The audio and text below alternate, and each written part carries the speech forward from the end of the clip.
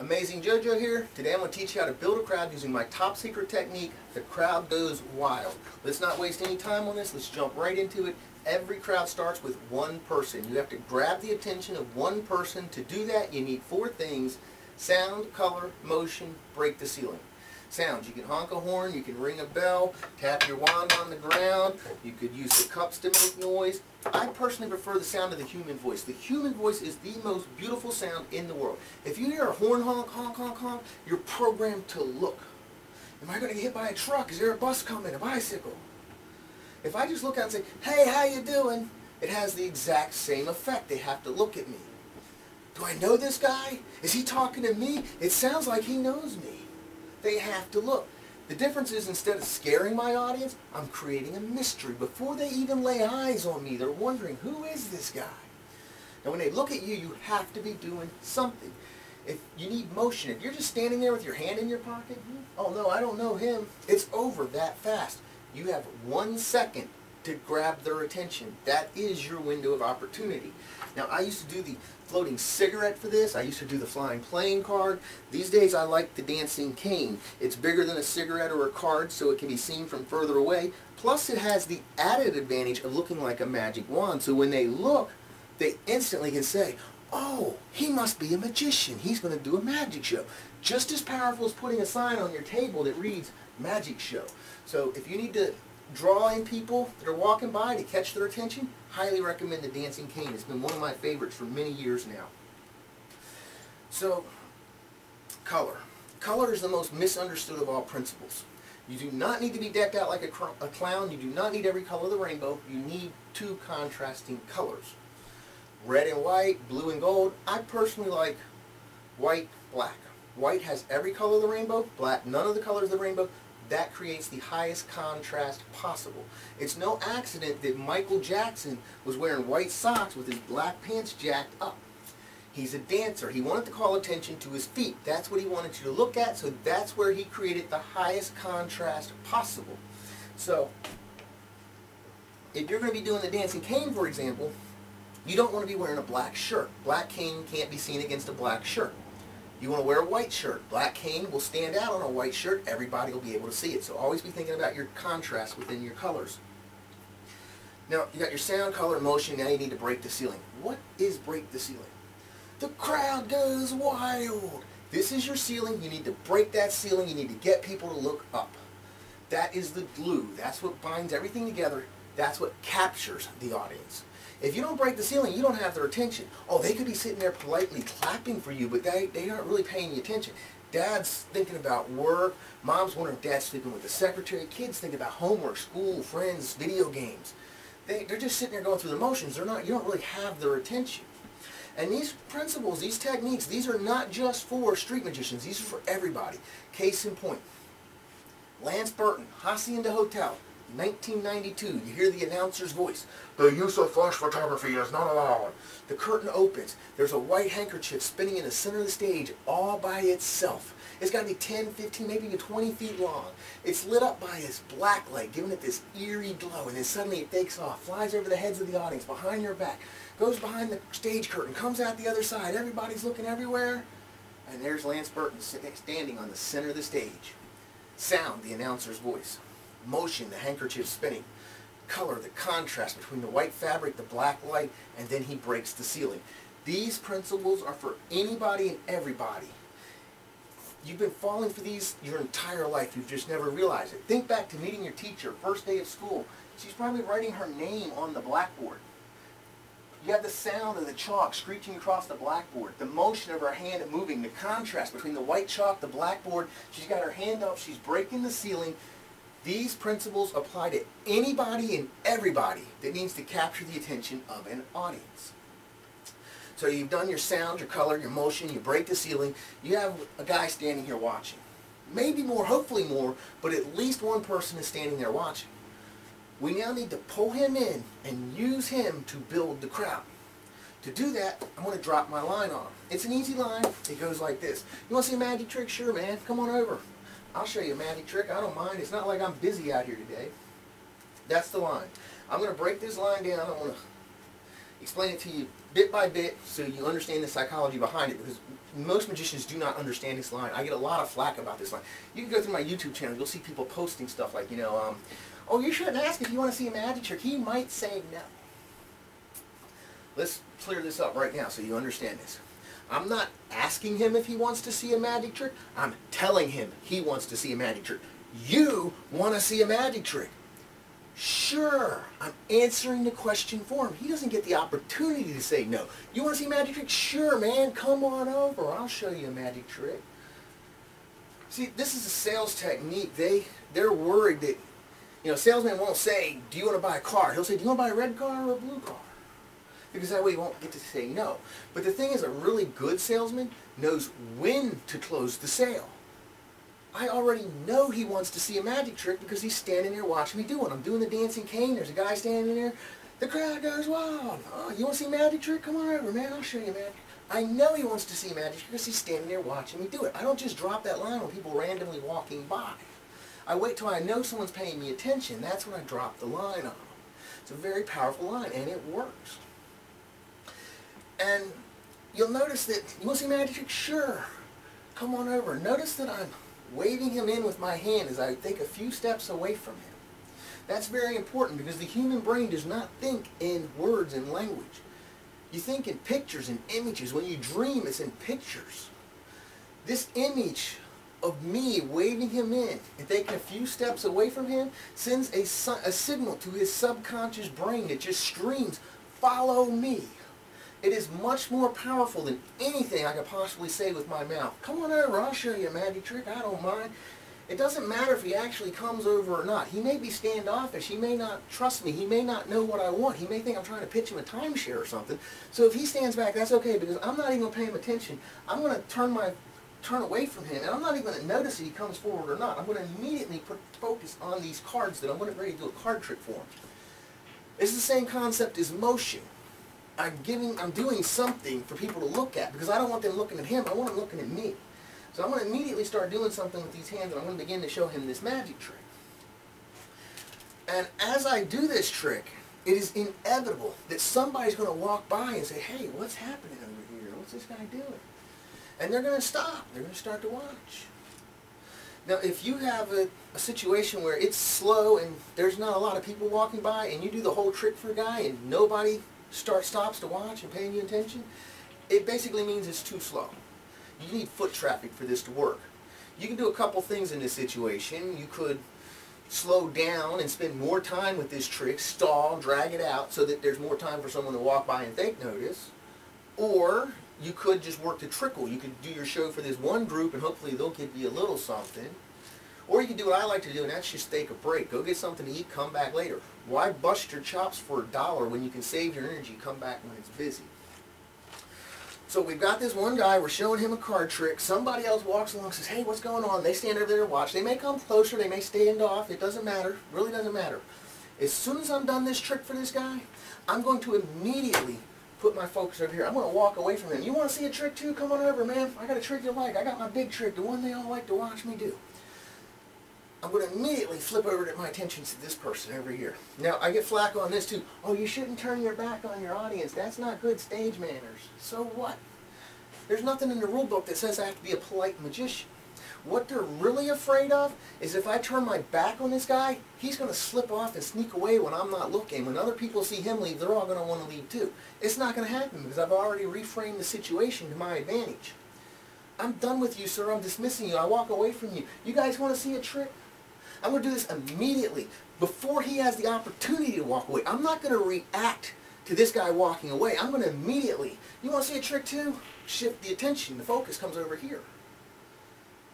So let's say he walks off. That's fine. I don't mind. That basically means that he doesn't want to pay me. That's the reason he leaves. He's not stupid. He knows I want something. I just assume he leave now. Why let him stand here for 20 minutes and then stiff me? Let him leave now so someone else can stand here, somebody that will tip me. This is how you go from getting those zero hats to always getting at least something in your hat because you're weeding out the people that aren't going to tip. Get out of here. Make room for somebody else.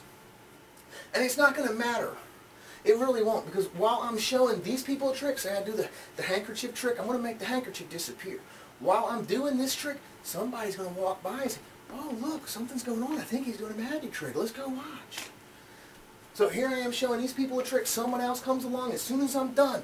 You want to see a trick too? Come on over, man. I got a trick you like. I got a money trick. All the girls like money tricks. I got my best one right here.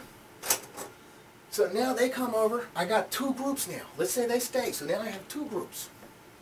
But more importantly, I have 2 groups of people willing to pay me. That's very important. One of the things I can't stand is when I see this a lot at Renaissance festivals, where you see some guy ringing a bell, ding, ding, ding, ding, ding, ding, ding, ding, ding.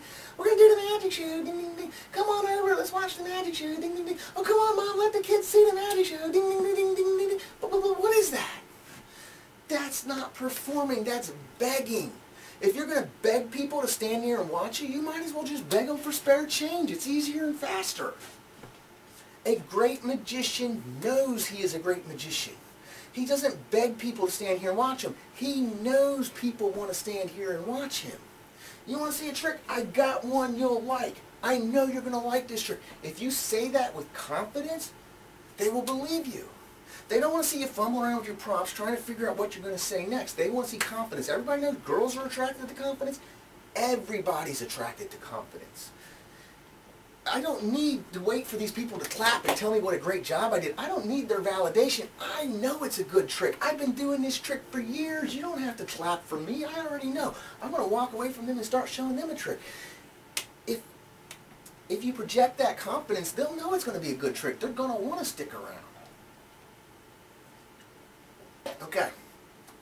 So, we now have 2 groups of people watching. The first guy walked off. Let's just say for a second that as he's walking off, I stop him. Oh, no, wait, sir. We're going to do a really awesome trick. You don't want to leave yet. And I convince him he should stay, so he stays. Big mistake. And here's why. Because now he can sit here for the whole show, and he can walk away at the end thinking to himself, wow, I did that guy a favor. If I hadn't stayed, if I hadn't watched that first trick, none of those other people would have showed up, and he wouldn't have made anything. He walks away believing that I owe him something.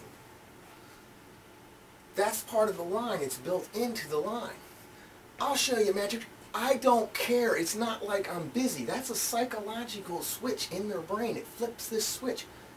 It basically is, to rephrase it so you understand it better without the subtlety of it, it's a very subtle line, but without the subtleness of it, I don't mind showing you this trick. I normally get paid to do this trick, but I don't mind showing it to you because I'm not busy, so I might as well. So you're basically flipping that switch and letting them know that I'm doing you a favor by showing you the trick. This is how you go, again, from getting nothing in your hat to getting something in your hat, because now you are doing them a favor, not the other way around. Don't beg them to watch. Make sure they understand that you're doing them a favor. And so now we've got 2 groups. The first guy left. These people stayed. These people are watching me do the coin trick. The ladies are watching the coins. Another group's walking by. Hey, check it out. A magic show. I want to see the magic show. And now we have 3 groups of people. That's an important mark in the show. If you're taking notes, and you should be taking notes because this is a lecture. I normally charge people $10 a head for this information. Don't think because I put it on the internet that it loses its value. No, this is valuable information. This is what you want to write down. This is important. A crowd is defined as a group of 3 or more strangers acting as a single entity. When one person raises their hand, they all raise their hand. When one person claps, they all clap. When one person puts money in the hat, they all put money in the hat. 3 or more groups of strangers acting as a single entity, that is important. If you don't know what a crowd is, you cannot build one. It's like asking a caveman to build your house. Huh? What? House? Cave?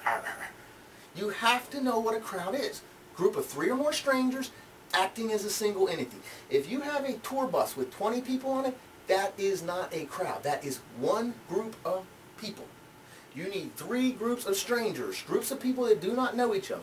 You could break down that one group of that tour bus into 2 groups. All the boys raise your hand, all the girls raise your hands. You fractionate the crowd into two, because most likely tour bus doesn't know each other that well to begin with, so you can very easily turn that into a crowd by fractionating it out.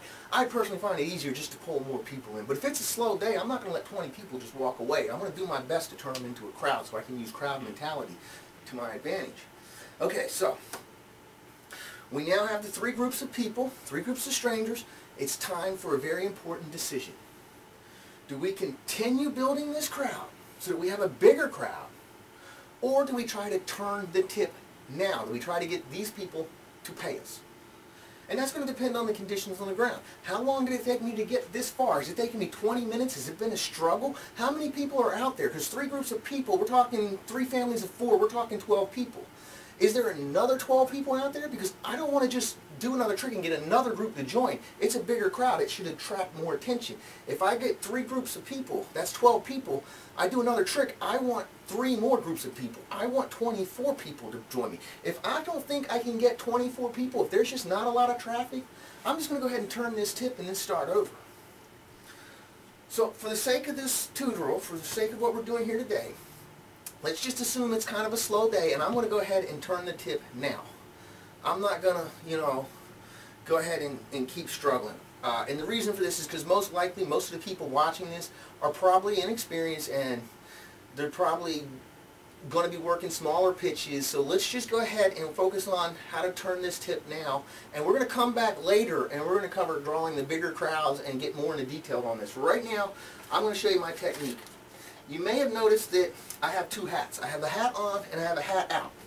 This is actually something I'm copying from a guy named Sonny Holiday, who I think is one of the greatest street magicians I've ever seen, and I've never even seen him. I've only seen a few clips of him on YouTube, and I noticed that he had the 2 hats, and I thought it was brilliant, because he's basically relying on another sales technique called ABC. Always be closing. The ABCs of sales, always be closing. From the moment somebody takes a look at me, they see the hat, they know what I'm going to be asking them for. They're not stupid. They know the hat full of money is for tips. They know that. Don't think for a second that they don't. They do. And so he can't walk away at the end of the show, I didn't know you were going to ask for money. He knows it from the second he comes up. And now what I'm going to do is I'm going to go for a money trick. I'm going to do a trick with money. And at this point, I'm going to, who can loan me a bill? Somebody loan me a bill, a 5, a 10, a 20, I'll show you a really awesome magic trick, and I'll let you have it right back. Now, I find over the years of doing this that it's really an awkward moment, because people may be hesitant. I don't want to loan this guy money, and he's asking for money. Now, and this goes back to sales. Everybody's worried about a high-pressure salesman. That he's going to put so much pressure on until you break and you eventually end up buying something. That's never the way it works. High-pressure salesmen do not make sales. The trick to pressure sales is you release the pressure. You apply a little bit of pressure and release it. You apply a little bit more pressure and you release it. You apply more pressure and then you release it. Every time you release that pressure, there's a, oh, good God, he didn't ask us for money. It creates this good feeling in people. It shoots off a little shot of dopamine in their brain. You're literally getting them to feel good and oh, good, they like it. It's like getting them high, really, literally. It's very powerful to release that pressure. So I'm putting pressure on. Who can loan me a bill? 5, 10, 20? I'll give it right back. I'll just show you a really awesome magic trick. The second I see Dad in his pocket ready to put money out, here, let's just use one of these. That'll make it faster. Taking the pressure off. And I'm doing it at just the right moment because Dad's got his hand on his money. But before he can get it out and fumble with it, I release the pressure. He's going to make the connection in his brain. Hat full of money, tip, his money in his hand, he should tip me. I don't have to ask him to. It's a psychological trick. It sends the signal right to the brain. And it releases the pressure. I got one, we'll use this one. Now, I used to have people sign the bill, and I have some jokes and all this. I realized it was dead time in the show. Because while this one person is doing all this, the rest of the crowd is just waiting for them. So what I do now is, here, watch, man, I'm going to put a mark on the bill. And I just saved, 1, 2 minutes. The faster you can do these shows, the more money you can make. Don't waste time. Take a look at his mark, where it's at, what it looks like. That way we can't switch it for another bill that I may tell me I'll switch gimmick or gaff in some way, shape, or form, blah, blah, blah. Now, I'm going to do John Cornelius' Pen Through Anything. You do not have to do this trick. You can do any trick you want as long as it's a money trick. You need money. If you want to get paid, you got to put money in your show. And I'm not going to go through the routine and how to do the pin through anything. I'm not here to show you how to do pin through anything. I'm here to show you how to build a crowd. So let's just say I've done the whole routine. I'm standing here, I'm holding the bill up with the pin in it. And I'm going to go ahead and pull it out. And I'm going to immediately hand this to a kid. Someone up close up front. Here you go, sir. Make sure there's no holes in that $5 bill. And if anybody wants to check out this pin, I'm going to leave it in my hat. Feel free to come up and take a look at it. Thank you, ladies and gentlemen. I'm the amazing JoJo. So again, calling attention to the hat. They know what I want. They're not stupid. And as soon as the kid goes to hand me the money back, go ahead and put that in the hat, sir. And he'll put it into the hat. And remember, go back to the crowd. Crowd mentality. When one person raises their hand, they all raise their hand. When one person claps, they all clap. When one person puts money in the hat, they all put money in the hat. You got to get the crowd mentality going where they believe they're all one person. They're clapping, they're cheering, they're doing it together. So when the kid puts the money in the hat, everybody gets the hint. They're going to put money in the hat. And we're going to go ahead and break right here. This is part one. You have more than enough information that you should take this to the sidewalk, start applying the principles, sound, color, motion, break the ceiling, start dropping the line. You can tweak the line, figure out how to make the line work for you, your character, your act. Start introducing the hat, the money, work on all of that. And while you do that, I'm going to go get this process. I'm going to start filming part two. We're going to come back. We're going to cover more detail about building larger crowds. We're going to cover more detail about the hat, hat lines, tip jars, money. We're going to cover the structure of your act, what trick to do, when, where, why. You will never have to second guess where a trick belongs in your show ever again. We're going to cover a lot of things. Putting a rope out. We're going to cover the location, where you should be, why, etc., etc., etc. And so you guys better start doing that. I'm going to start filming part two. When we get done, we'll meet at my new website, magicjoint.com, where professional talent meets the local artists. And by the way, if you want to share this with your friends, with your fellow magicians, let them know they can go to magicjoint.com, create a free account, they can watch my lecture, the crowd goes wild. I'll see you guys at Magic Joint.